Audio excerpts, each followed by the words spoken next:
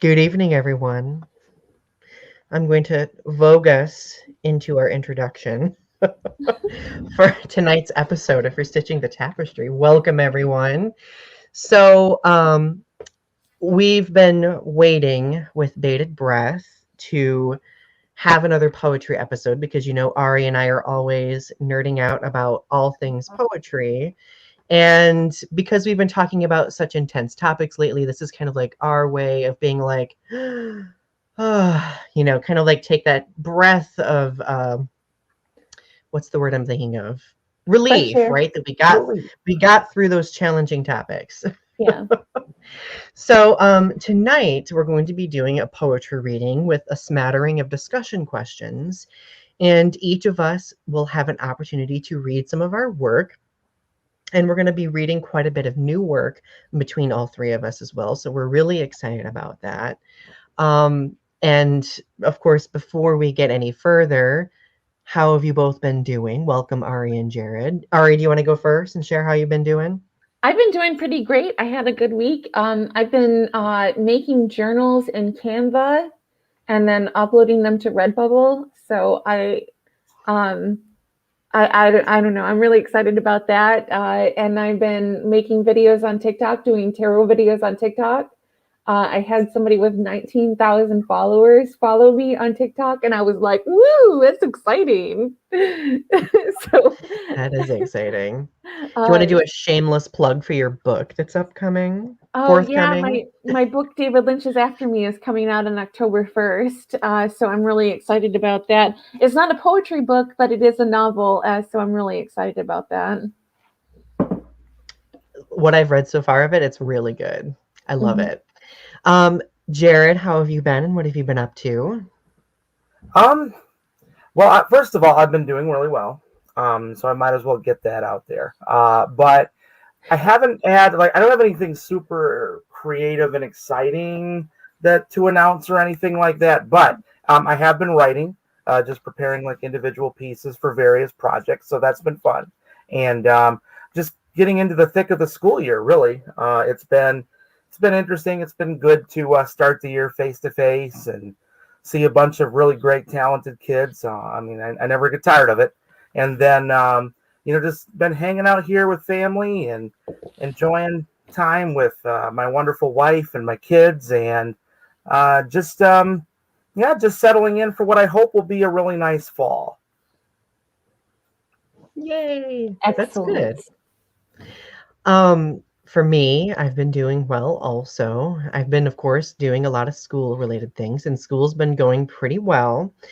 And the creative thing I've been doing lately is working on finishing up my book. It's done basically. It's just I'm waiting on some edits. I'm going to make the edits, and then it's coming out at the toward the end of October. So, um I'm feeling pretty proud of this book. It's called Feats of Alchemy. I'm feeling pretty proud of it. Almost, I would say I'm feeling more proud of it than I did my first book. So I'm excited. I'm Anything so that can be excited for your angsty book. with a dollop of gayness and sci-fi and so on and so forth, like makes me feel wholesome. So It's going to be so good. It, yes, I am very much looking forward to digging in and thoroughly enjoying the next book. It's going to be fantastic. I am excited for you both to read it. So before we get on to doing our reading, I do want to share our show's mission statement per the usual. Okay. Many witness different atrocities, large or small, that fray the social fabric around us, and much of the time, many may feel powerless and know not how to address such things. This fray has gotten worse with the rise of social media because we are able to share collectively in trauma as it goes viral in real time.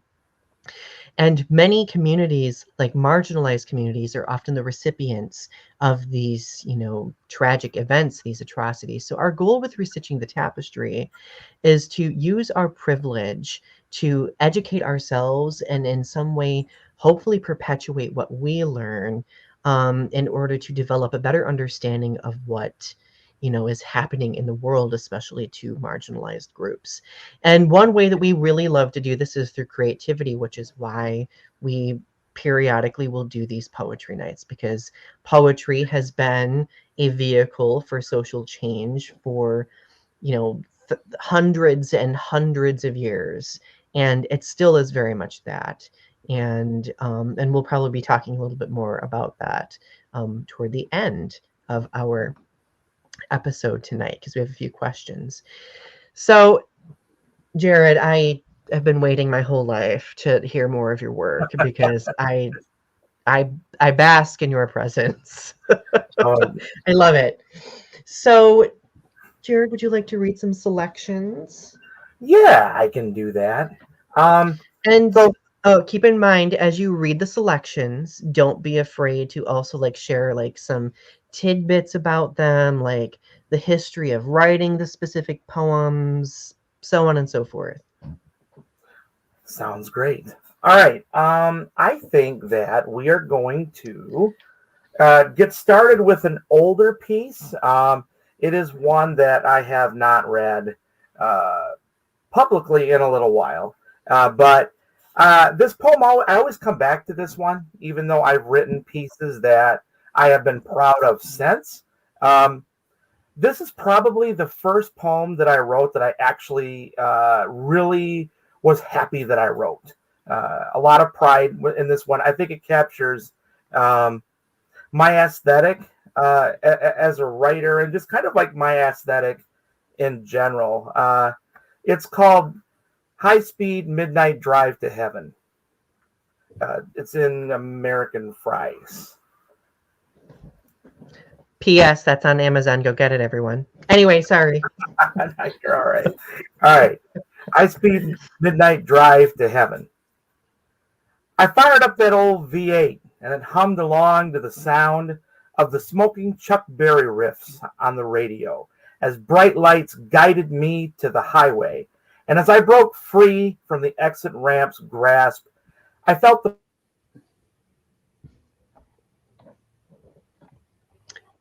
Uh-oh, did Jared freeze? I think he froze, yeah. Let's hope he unfreezes here in a moment. I was so into it, and then suddenly silence. I was like, is this poetic silence, perhaps? So while we're waiting for Jared to rejoin us, let's just chat a little bit about, let's talk a little about Jared's books. So Ari, have you been able to get both of Jared's books? I have both of his books. I read American Fries, but I haven't read American Reality yet. And I'm meaning to read American Reality because American Fries was so good. Oh, we lost him. Yep, I think we just lost him. I'm going to message him really quick.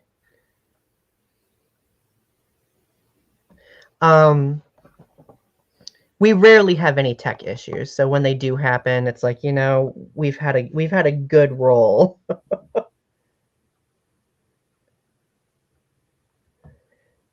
I'm telling him, don't worry.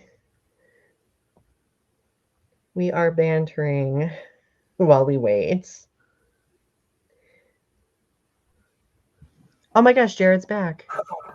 Yay, you are back. We were just bantering while we were waiting for you. All right. I was just telling Ari, I was like, is this dramatic poetic silence a pause that we are experiencing?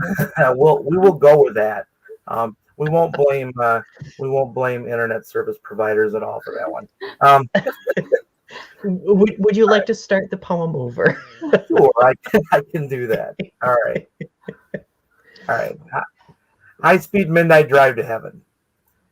I fired up that old V8 and it hummed along to the sound of the smoking Chuck Berry riffs on the radio as bright lights guided me to the highway. And as I broke free from the exit ramp's grasp, I felt the power of Detroit muscle in my hands as I squeezed the wheel tighter and the speedometer read 75 miles an hour and rising.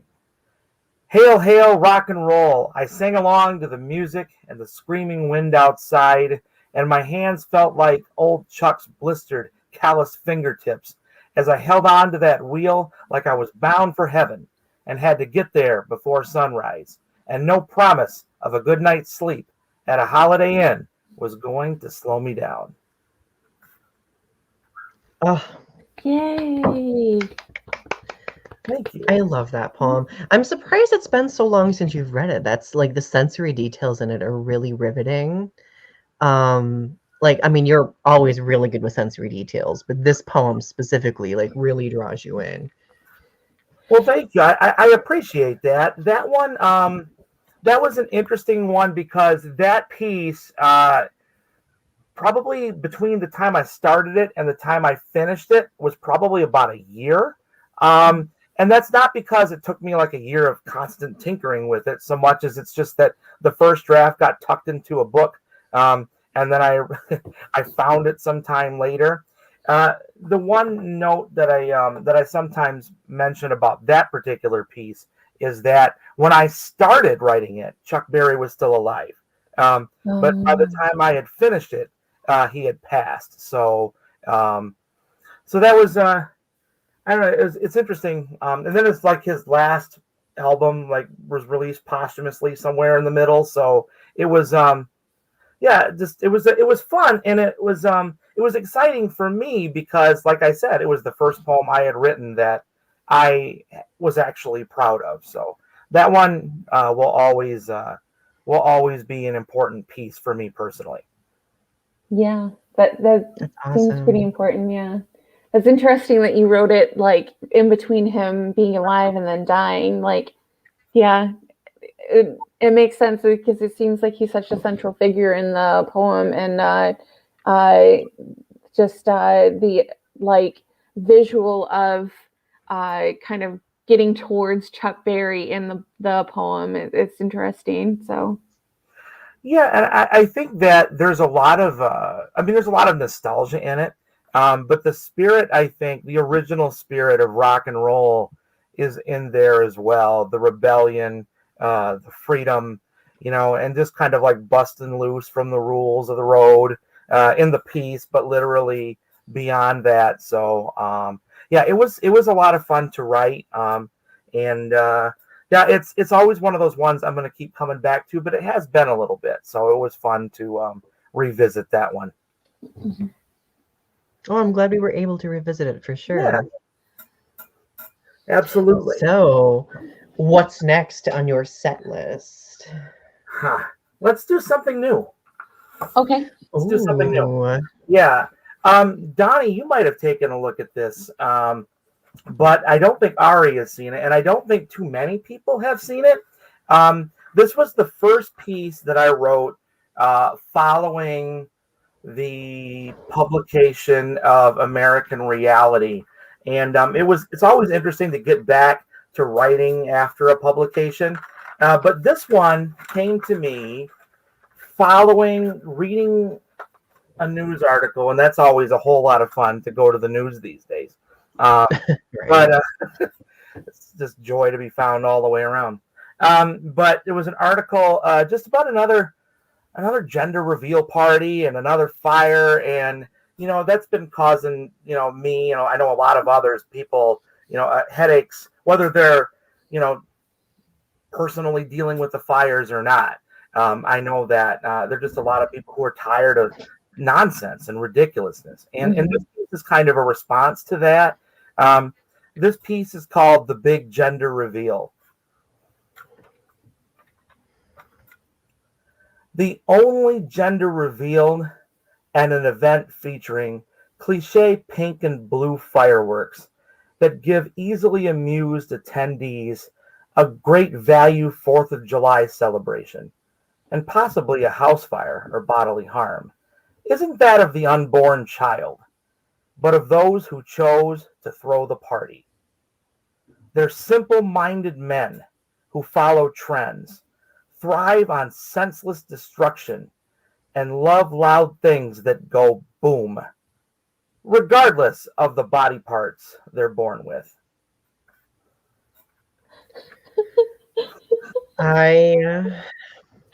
Iconic. I love me a good sassy poem.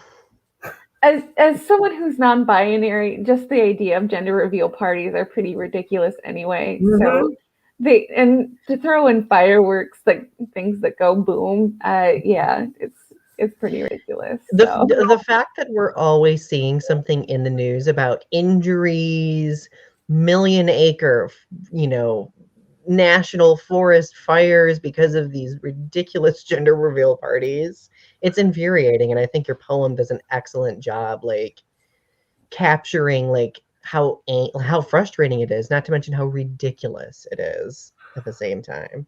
It is. It's one of those things that makes me really frustrated to be a man. mhm. It makes me really frustrated because, I mean, I don't mean to stereotype, but all of the psychology behind events like that. I mean, it points to not just like stereotypical masculine machismo, but I think it points to just old, just like the old ways of looking at things and power structures, and I mean just the arrogance of it, and then just buying into like these grand spectacles, like where's the, I don't know, it's just real, it's really frustrating for me personally. But I mean, I gender stereotypes have always really bugged me anyway, and I think a lot of that frustration comes out here, or like, at least that was the goal. I mean, if anything, like a lot of things, I think we all write. It was just kind of meant to be cathartic, just to be an opportunity to vent and get those feelings out there. Yeah. Yeah, agreed. Hmm. Well, it definitely was felt. So Thank you. That was the first time I read that one. I have not done any sort of public reading of that, so it was. Ooh. It isn't. It wasn't in any of my collections, just because I haven't had one since Reality. But that one was. Oh, I can't believe that I can't remember what publication it's in. Oh no, I submitted this. I have not received word as to whether or not it's going to be in the publication yet that I submitted it to, but it's out there. So we'll see what happens with it. That's awesome. Yeah, I was gonna say, like, I hope you're putting it out there, and if you do have an upcoming book that's a book of poems or has poems in it, I think it would be a great entry. Just saying. I was gonna say I'll remember that one. It probably will be. It's right up. It's right up my alley in terms of commentary, anyway. So I think it would be a good fit. Agreed. Okay. Well, let's. I read a poem from Fry's, so let's do a poem from Reality then. Um, Perfect. Very fitting. yeah. Here's another one that I haven't read in a while. This one is the final poem in the second book. It was written for a project, which I believe you might have had a piece published in, Donny, the Simple Things, the Gratitude anthology. Yeah. This one was written for that. And last year when I wrote this piece, I was thinking about a number of things that I'm thankful for, especially during the craziness of COVID, but when this piece was written, it was even before the vaccines were available. And, one of the first things, if not the very first thing that came to mind, of course, was family. My wife, my children. I'm always thankful for them. And so this piece comes from that gratitude, which will be with me forever, long after the virus is gone. This piece is called Stay Home, Stay Safe. The gas tank's been full for weeks because there's nowhere to go. Restaurants are as empty as toilet paper store aisles. Hotel rooms get as much use as the Bibles in their bedside drawers. And the neon city lights that used to beckon lonely men to come inside to forget their pain no longer shine. Stay home, stay safe, they say, or the plague outside will get you. It is the end of the world to many, but I feel fine. For safety to me is the twinkle in my daughter's eyes, her smile as we stumble our way through making pizza together, her laughter while making me look like a fool during games of Uno and Battleship, and every hug she gives me before going to bed. It's my son's unlimited happiness. Every single time he learns how to read a new word, when the rain stops and we can finally take that walk, or at the end of a long day when all he wants to do is watch The Cat in the Hat and cuddle on the couch with big, goofy me. And it's singing Jason Isbell songs together with my wife, talking about those vacations we'll take one day, and sitting on the porch years from now, watching our grandchildren play, and holding hands the same way we did before the virus, the same way we will when it is finally gone. Life isn't always predictable, and it surely isn't always milk and honey, but I am forever grateful for when I am home with love all around me, I will always be safe. Ooh, that gave me goosebumps. It's really sweet. Like, it's not like it's romantic, but I also really appreciate how hopeful that poem is too. Because like obviously like the first portion of it really delves deep into like the most like dark aspects of like how our lives have changed because of the pandemic, and being able to see that there is something beyond it through this poem is very reassuring and empowering in my opinion. Well, and seeing your Facebook, I've seen the trips that you have gone on since the Yeah, pandemic's been over. So I know that you did go on the trips since then. So it's kind of nice to see like the poem because I know that you have gone on those trips. So yeah. It's been nice, you know. I mean, obviously we're not out of it, and we probably won't be for a long time for various reasons. But um, just to get any sort of semblance of normalcy was definitely uplifting, and it's but that was written about a time, like you said, that things weren't hopeful. I mean, I remember the early days. It hasn't been that long ago, and there just was just so much anxiety and darkness, and at a time when it didn't look like leaders were doing anything, or at least not national leaders anyway, maybe state leaders.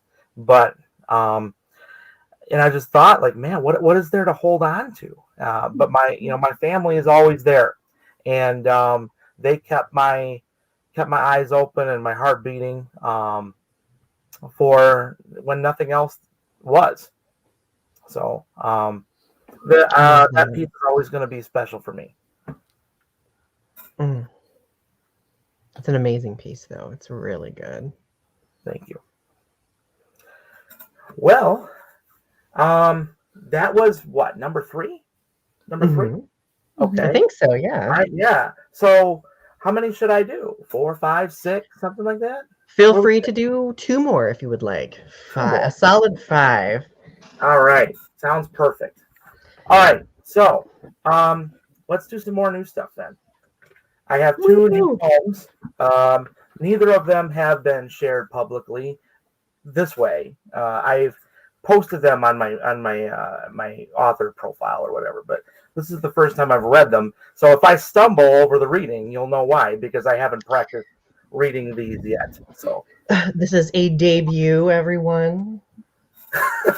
It's like a musician dropping a single. I love it. well, let's hope that they live up to the hype. All I right. have no doubt they will. All right. This piece has some really like niche references in it. Over the another thing, speaking of the pandemic and how we buy things online that maybe we wouldn't have otherwise, I've gotten in touch with an old teenage love of mine, and that would be sneakers, specifically basketball shoes, Air Jordans. And this was there was an anthology that Alien Buddha Press promoted about pop culture, and I knew I wanted to write something for it, but I had no idea what I was going to do. And then I realized, oh yeah, I've been buying a few pair of shoes to like help my walk around and my broken down knees. So I'm like, well, I'll just tackle this. I'm like, well, how can I approach that? And so while the piece, I think, obviously is about Michael Jordan and Air Jordans, it's about more than that.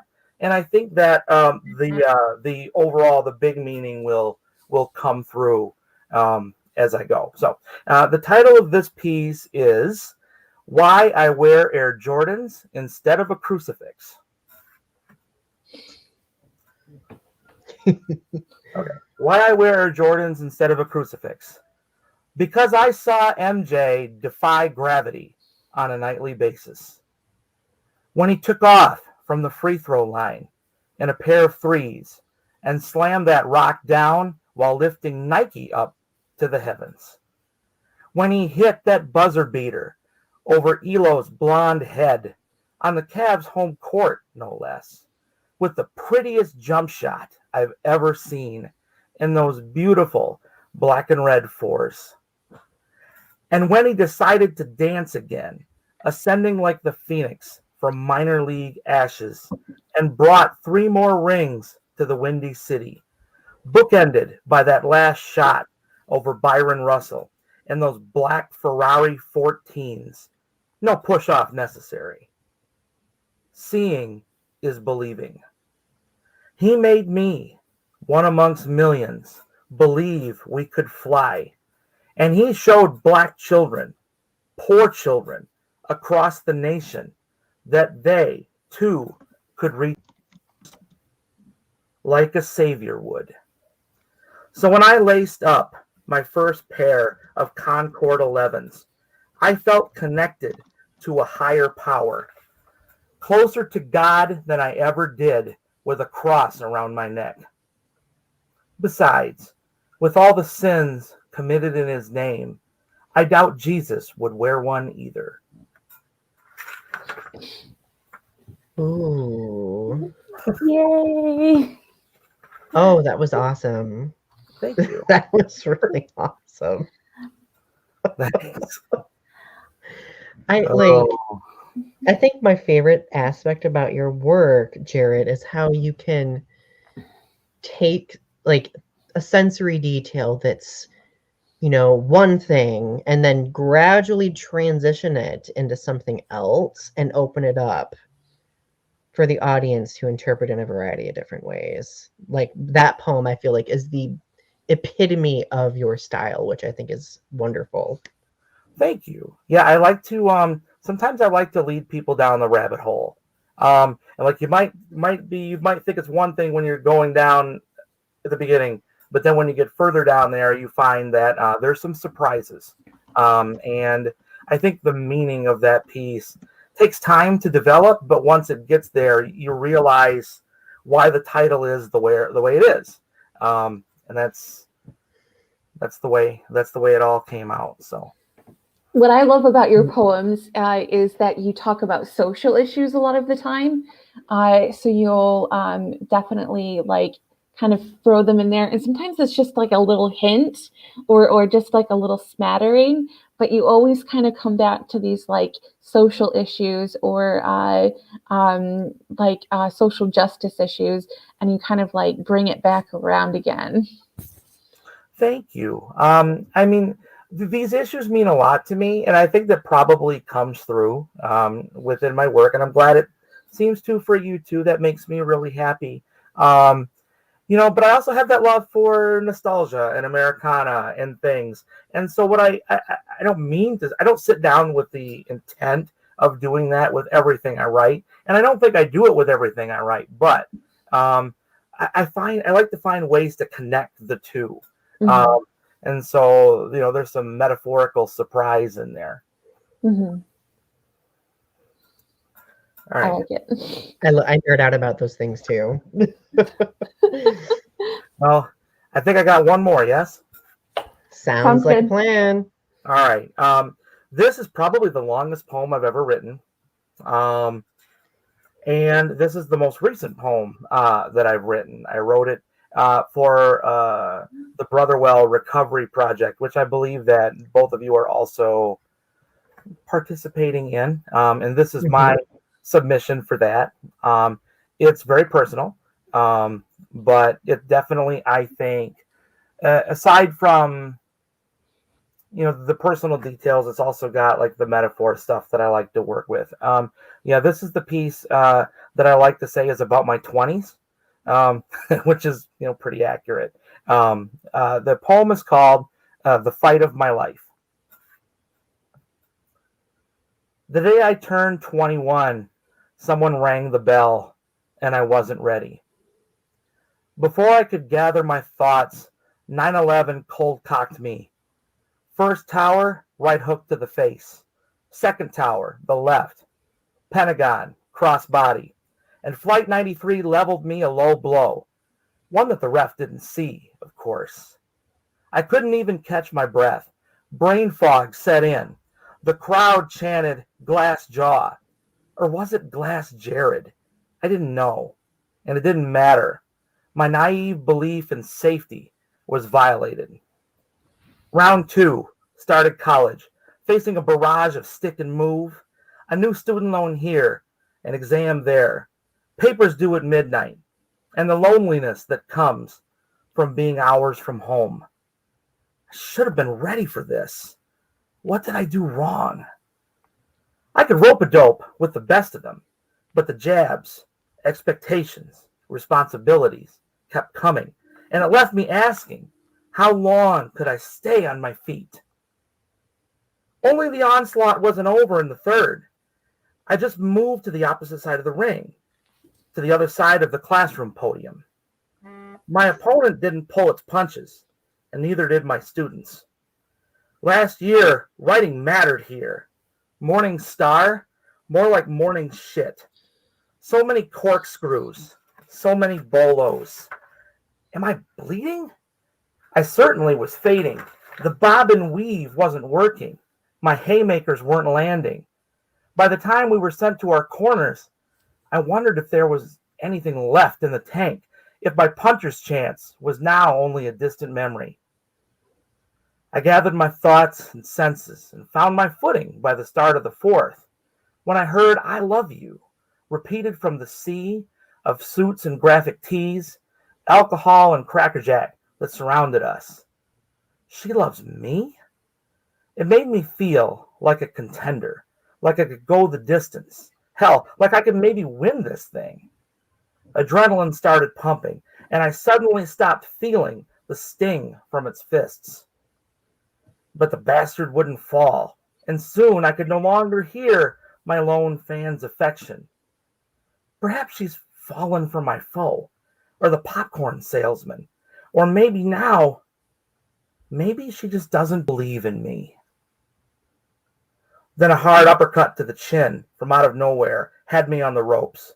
A few more slugs, and my poor carcass hit the canvas. I was spitting blood, seeing nothing.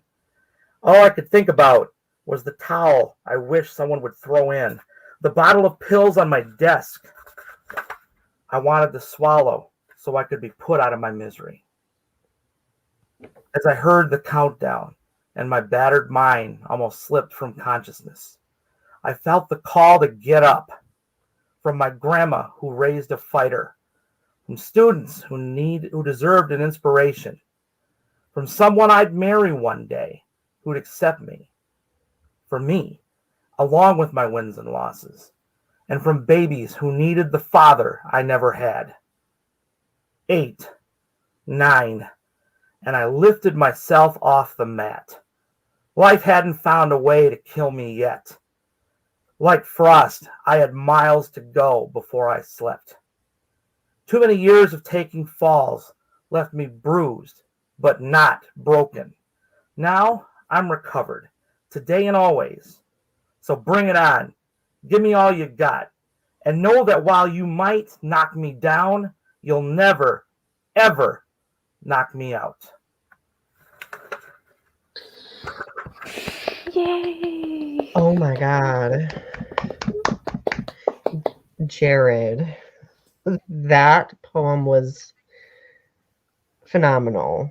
I believe, I remember reading it. Like, you sent it to me not long ago, and I read it, and I was just like, this is amazing work. I really, you've been personal in your poetry before, but I really feel like this takes it to a whole nother level. Like there's like a whole nother layer of vulnerability to it.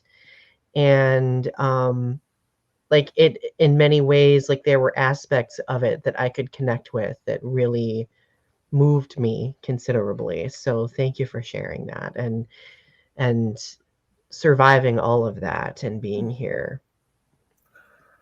Yeah, I mean, I don't mean to make it more dramatic than it is, but I mean, if I had to pick a dark time, it probably would have been my 20s. And I think that the 20s are a weird time for a lot of people. Identity searching, adjusting to an adult world, even though a lot of people aren't ready, trying to figure out if careers are right for them, experiences with, serious loss of love and loved ones and all these things. So, I'm sure that my experience reflects that of a lot of people. And I what I tell people all the time, I'm like, it's hard, it's rough, but better days are always, they're ahead. They really are ahead, and it's that's where the end comes from. And my 30s were awesome, and have been, and they were awesome, and my 40s have been awesome so far. So yeah, it's thank you. It definitely was personal, and I'm glad that I was able to get that down with a metaphor that I think was appropriate for the message. Oh, I thought it was very fitting. 100%. Thank you. I love it.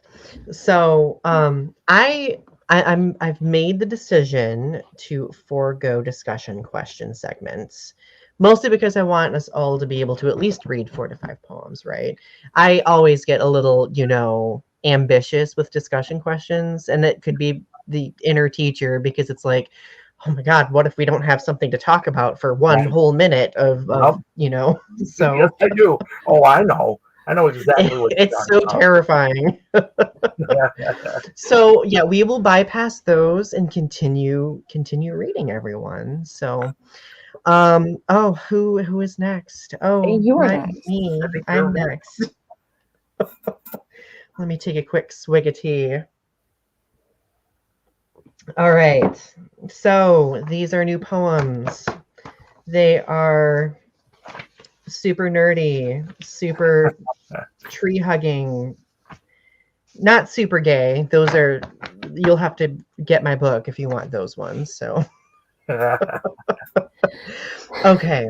So this poem is titled The All-American Cauldron because I couldn't stop thinking about my entire life in history classes, people always saying America is a melting pot. Like it's this place where everyone comes together and it creates this beautiful elixir of wonderfulness. And I keep thinking like I feel like America is more of a cauldron than a nice simmering pot. Like, I think of it as being bubbling and not always calm, and stable. So I wrote this after January 6th, just as for context, everyone. The melting pot sits on the back burner dialed high, and its bottom burns since all the contents evaporated long, long ago, lidless. This cast iron basin cracks under heat as its integrity buckles beneath a hate, beneath a pressure stoked by the thousand voices cracking and croaking, who still crave to storm the steps, grills, and gates of every marble hall now nested behind gates. It's a short poem. I like it. Thank you. Yeah, I do too. This book is going to be more political. Well, sort of more political in some ways.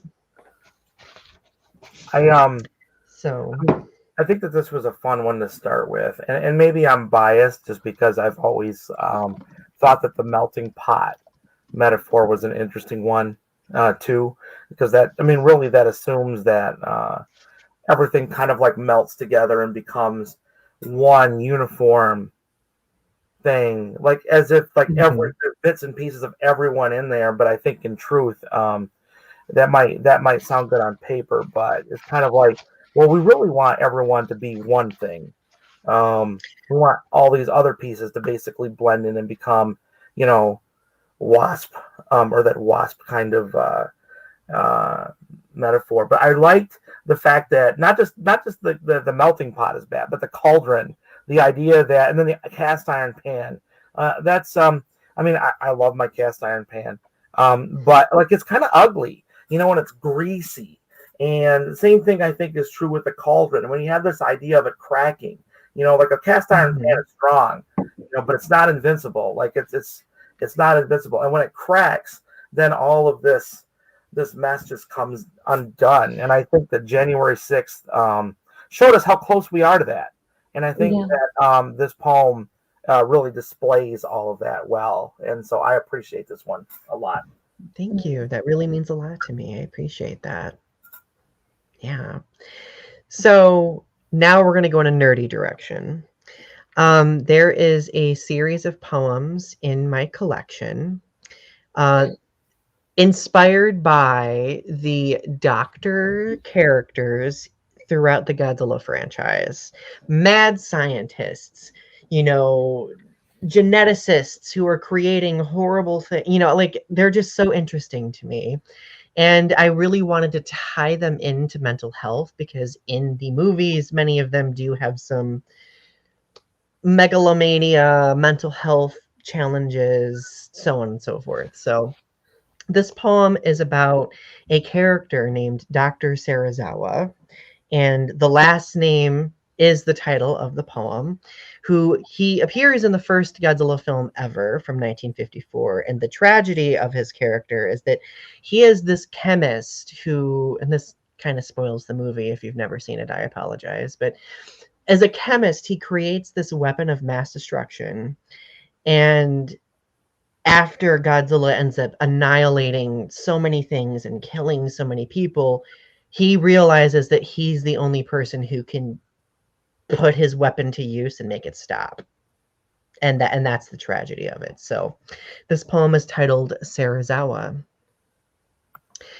Good intentions fleet with every creation, and we, centuries of self-sacrifice, are the first to decompress our lungs and the first to descend into the depths toward the shadow world where our demons dwell, with only a mangled surface line tethered to our helmets.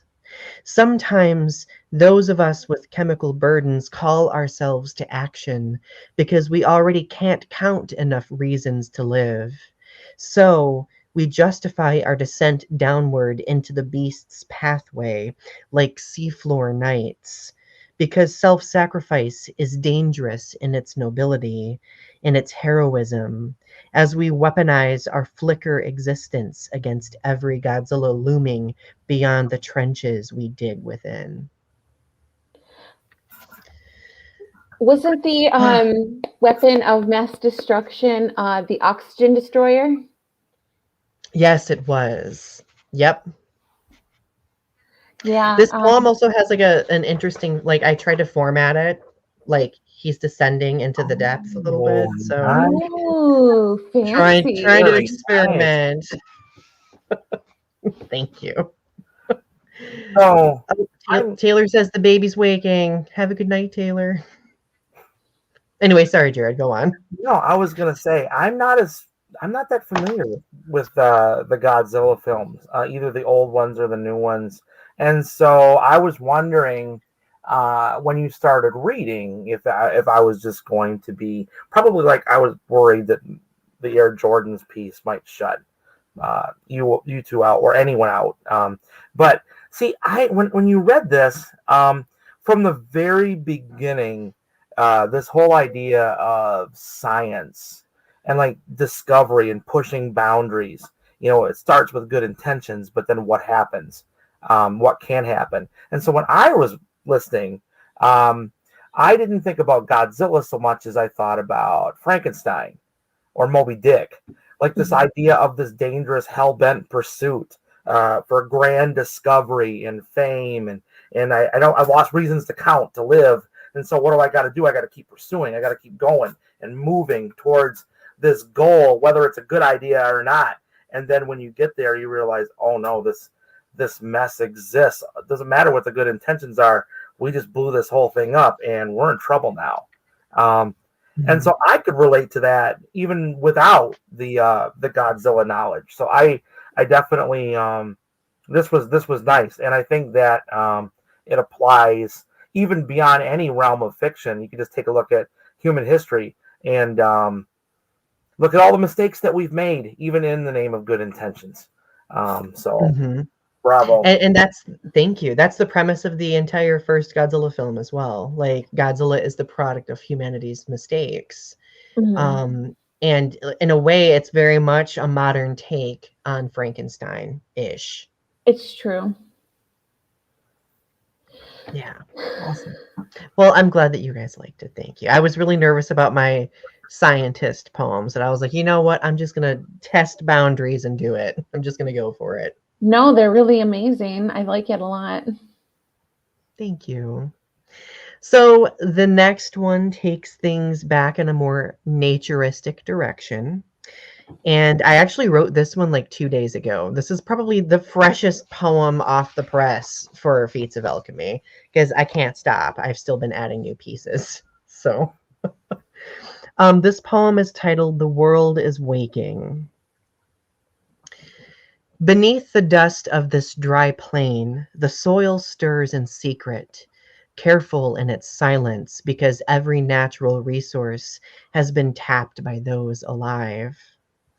Beneath the caked layers of these concrete sidewalks, seeds prepare to sprout from every crack, with dreams of clinging to every crumbling building, every rusted tower. Beneath the landfills, mushrooms rise like guardians, sponges ready to absorb the toxins left behind, with plans to weave their mycelial fibers through sapling roots to revive this dormant nervous system. Beneath these remains, seeds germinate and insects hatch. The world is waking in all the nooks and crannies, ditches and crevices, because it takes an inhuman determination to survive. Yay. Thank you. I like that because of the imagery of Tokyo having a nuclear meltdown. And so that was the imagery that I got, was like these whole areas were like closed off and you weren't able to habitate those areas in Japan anymore. And so it was sort of like the earth was reclaiming those areas almost. Yep, exactly. That's exactly what I was trying to capture. Yay, the poem did the trick. Yeah. You know what's interesting for me is I thought about a couple of different things. Have you both seen Schindler's List? Yeah. Okay. Mm-hmm. All right. So it made me think about the scenes, and obviously it's representative of reality. The scenes where children are running from the SS, and the monsters, like the man-made, the buildings and all this stuff, and they're hiding in nooks and crannies and crevices, and they're just waiting and then just hoping that when all of the chaos comes around that they're gonna that they'll make it, that they'll survive. That's I don't know why I thought of that, but I did. But what's cool about this piece is this is what would happen if those children rose up and fought back.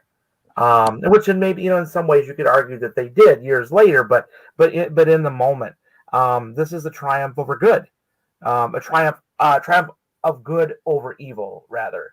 And the other thing I thought of, to go back to science, I thought about the earliest mammals, small as mice, and they have to survive with all these massive creatures around them, and they did whatever they could do to survive, but in the long run, here we are. And now what's really we have evolved into what we are now. And then what's really sad is that now we're the monsters. And now we're gonna be crushed one day, which I don't know. For me, I'm okay with that. Like sometimes I think we deserve it. I just think humanity needs to get its crap together at this point, Yes, and you're right. realize that there are actual problems, like especially environmental ones. So, Absolutely. So I'm gonna read one more because Ari, I want to give you time to do some reading as well. So I sacrificed the one that I've read before, and I'm gonna read a new one that I wrote a few weeks ago. It's autumn themed. It's called Apple Orchard. So pour a glass of cider and let's get ready to go. Apple Orchard. September has regained its teeth as the warmth of summer has come and gone again. The apples dangle from their branches, swollen, ripened past their prime. We've waited too long. Now the sweet scent of decay begins to rise as wasps frantically hover over fallen fruit to taste one last sip of sugar, because there is always an end to every life cycle. A final apple clings, a lone wasp sits, too cold to fly, lulled by golden light. The ash trees are now bare, the tamaracks soon to follow. Let these summer dreams rest and return to soil, always a pill too hard to swallow. Thank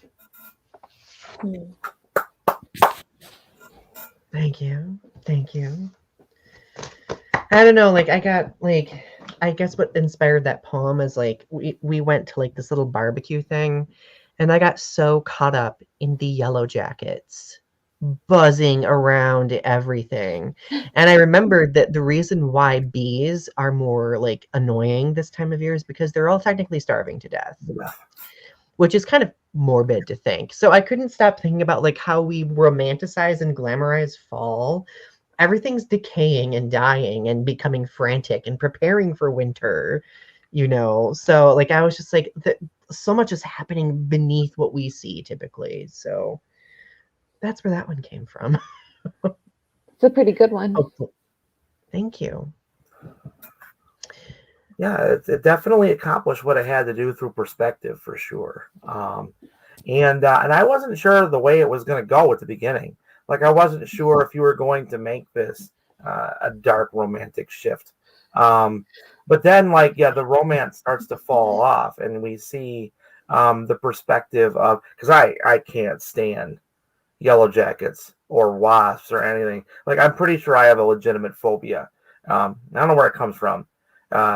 But if you can make me, of all people, really look at the perspective of the wasp and make me feel any kind of sympathy, then that piece has done its job. And I feel like that piece has done its job. Thank you. Thank you. I appreciate that. All right, Ari, you officially have the stage. Okay, so for this first one, I'm going to read. It's called Gun Show. And I wrote this in Florida on vacation. And it was because I was deep within Republican territory. And I had to say something about just my surroundings. So here we go, Gun Show. 2 tickets to the gun show. Don't worry, it's a showdown at every mass shooting every day of the week. They spend their savings and government pay to produce hate to shoot the protesters for human rights because it's un-American if it's for the cause, and don't think of the consequences of actions long spent. Just trigger-happy, cold, dead fingers numbly spent pointed at the rest of us flaming liberals who want freedom and peace, holding up flowers and cell phones falling down in red blood. Oh. Ari, I'm not used to you writing sassy poems, but I am here for it. Yeah. 1000%. Well, that like, and not only was it sassy, but like, especially that image that it ends on is like incredibly, Yes. it's very, um, what's the word I'm thinking of? Visceral. Like it's very visceral.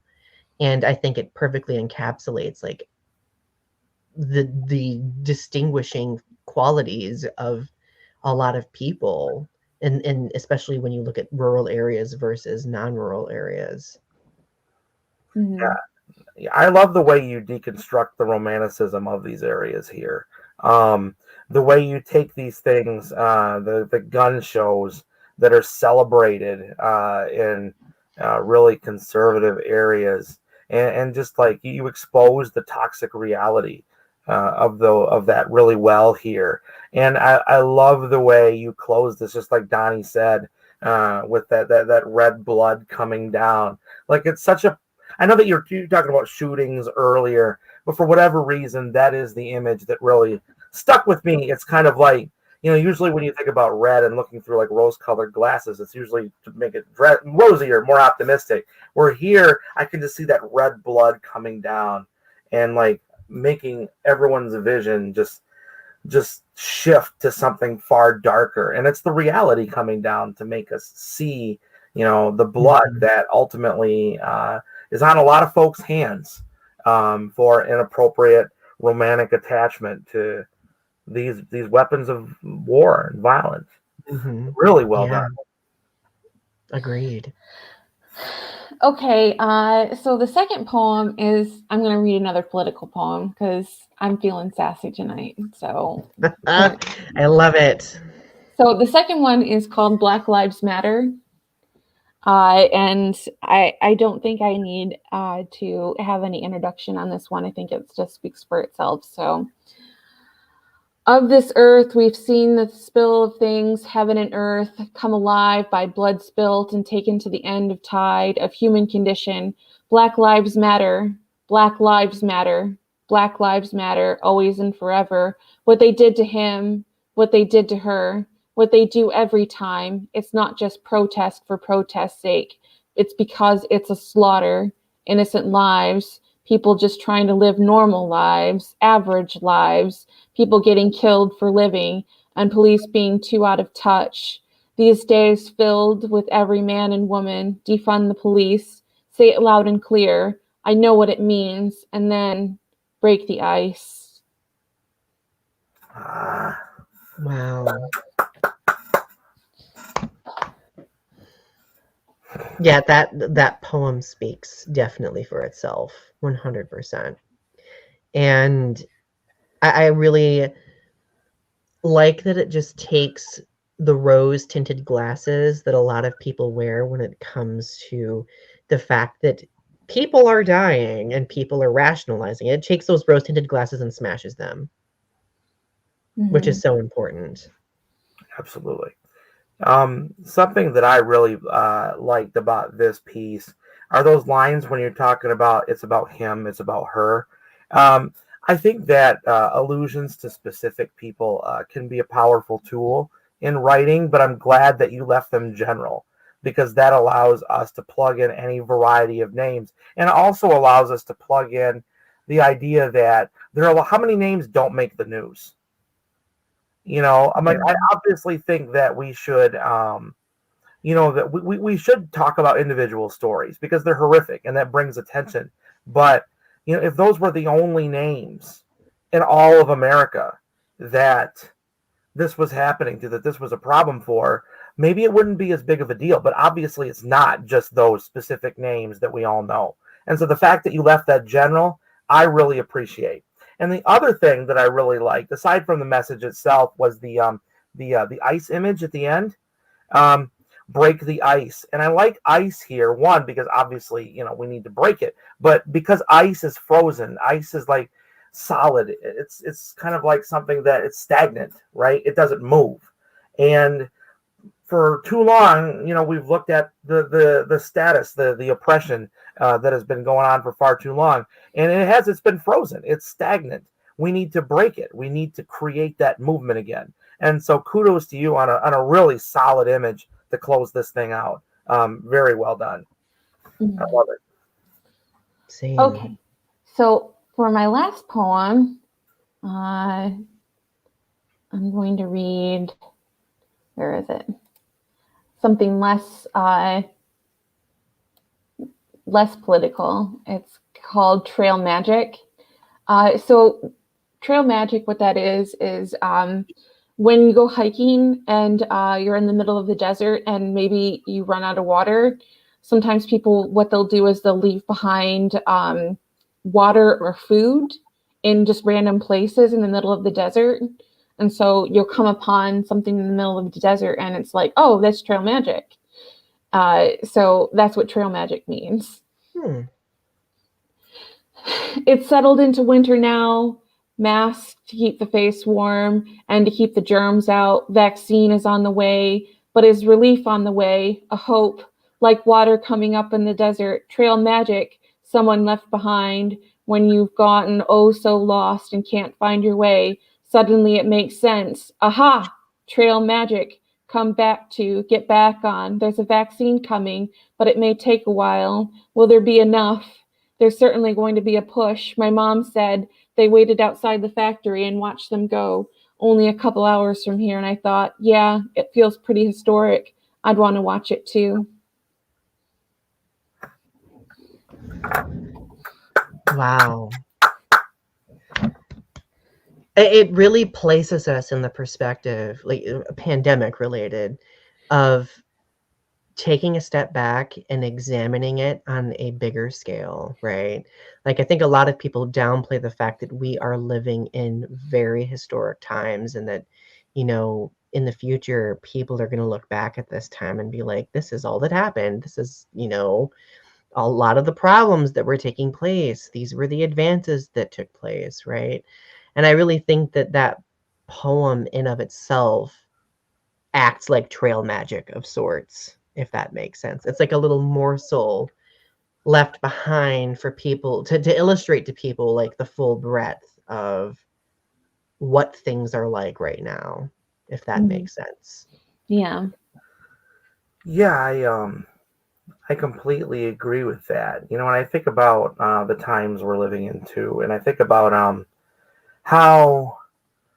how serious they are, and you know, and it's really frustrating. I think that's one of the reasons why it's really frustrating that so many people aren't taking this seriously, because it is like being lost in the desert. Am I going to survive this? And that's why it's one of the reasons why this metaphor works really well, because we do have to. I mean, I've seen high school history textbooks that talk about the Spanish flu, 1918, and the paragraph's about that long, that small. That's all we get. And I don't know if COVID is going to be the same way. I hope not. I hope that we're learning lessons years from now that are deeper than a paragraph of that length, especially with how many mistakes were made and the way it was handled. But you know, beyond that, I think one of the cool things that's really nice about the trail magic story is that, you know, maybe we would all starve and dehydrate and just die in the desert if it wasn't for people reaching out with its food supplies or poetry or whatever, and gives people like a life force. Like, you know what, you're not alone. You're not on an island. We're not all quarantined in individual houses. Some of us are suffering, and we're all suffering together. And sometimes knowing that we're not alone, that helps. That helps us. And I think that that's another reason why I like this as a title symbol here. I really do. I think that you know, and hopefully people will find this piece of trail magic in years to come when we look back and we talk about all this. So we learn lessons. Wonderful stuff. Yeah. So I think out. that I should end it here because I think that that's good. 3 poems is good for me. It's like, and it's kind of an uplifting poem to end on as well. Yes, it like is. I really like that. So this has been a wonderful reading, my friends. I've really enjoyed being able to share these moments with you. And like, keep in mind, everyone, we're going to be doing more of these readings periodically as well, and we will definitely we'll keep inviting Jared back. Like, You are not free of us, my friend. I love seeing you both, and sharing work with you and talking poetry and life and all that stuff. It's always a pleasure. I'm happy to be here, and I thank you both for inviting me. Always And happy we to have you. yeah, and we thank you for accepting. It's a pleasure. So, my friends, we will be talking to you again very soon. Thank you so much for tuning in tonight. Keep enjoying poetry and have a good night. Bye. Bye.